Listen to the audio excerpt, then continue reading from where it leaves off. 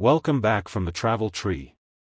If you plan to study in Canada in the coming years, you are stepping into one of the biggest policy shifts the country has ever introduced for international education. Canada is reshaping its entire study permit system for 2026, and these changes will decide who gets a seat and who does not. Today I will guide you through these new rules in simple English so you understand exactly what to expect and how to prepare early. Canada has always been one of the most trusted and welcoming destinations for students around the world.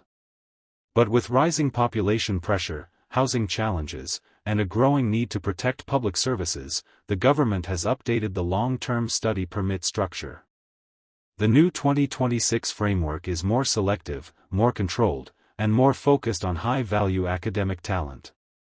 This update has become extremely important because Canada aims to bring temporary resident levels down and create a balanced immigration pathway that works for both the country and international learners.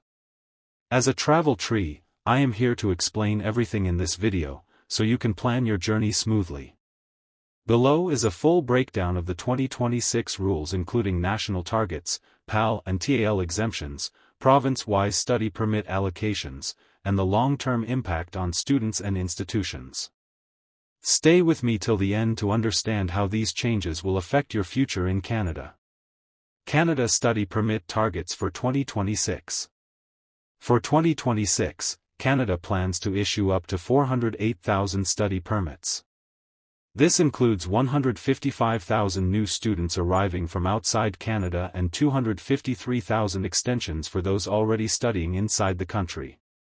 Compared to the previous years, the 2026 target is noticeably lower.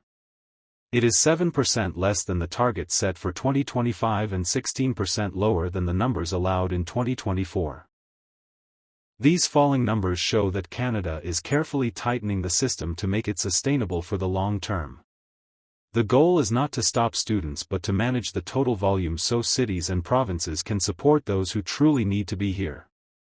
This includes better housing supply for students, manageable class sizes, and infrastructure that does not collapse under pressure. Why Canada is reducing study permit issuance. Even after making several adjustments in 2025, Canada still had more than 725,000 active international students across the country. The government has also committed to reducing the share of temporary residents to below 5% by the year 2027. To reach this target, Canada must slow down new intake and ensure that only genuine students with strong academic potential enter the system. This supports immigration balance and protects the economy, public health services, transportation, and housing markets. Another key reason behind the reduction is the misuse of study permits in some regions. The new framework aims to prevent fraud, increase accountability, and allow designated learning institutions to manage their capacity responsibly. PAL and TAL exemptions for graduate students. One of the biggest positive changes for 2026 is the exemption related to PAL and TAL requirements. From the first day of January 2026, all master's and doctoral students studying at public designated learning institutions will no longer be required to submit a provincial attestation letter or a territorial attestation letter. This is excellent news for advanced level applicants because it removes a layer of processing and makes the path smoother for those pursuing research and innovation. Canada wants to encourage a stronger pool of global researchers and scientists, and this exemption is a clear step toward that goal.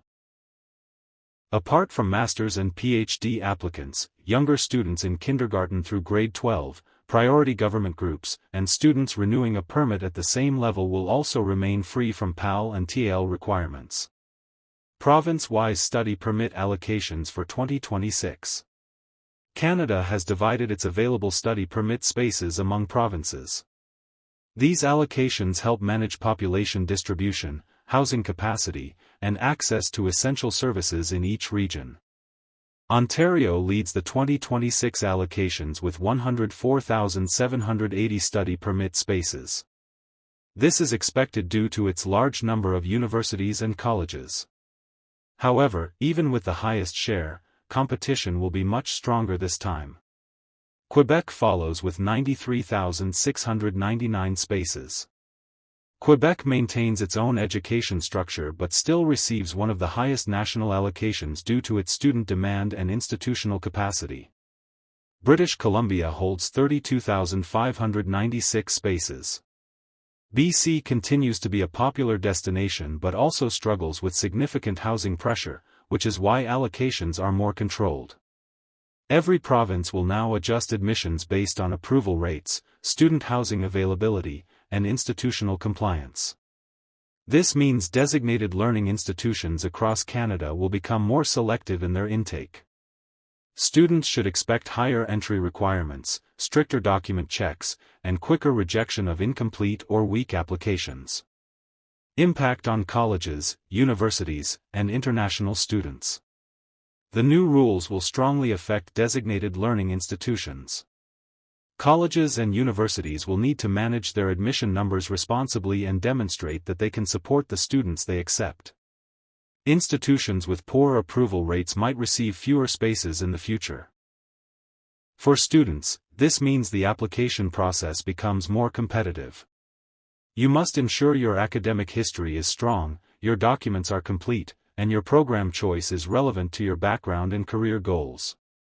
Those who prepare early will benefit the most. Another major impact is on housing.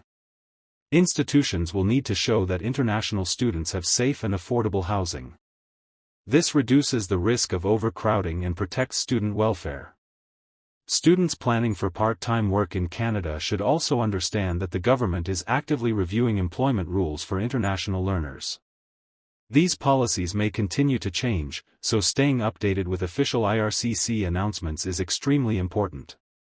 Connection to the wider immigration plan. The 2026 study permit rules are not isolated. They are part of a broader long-term immigration plan designed to stabilize Canada.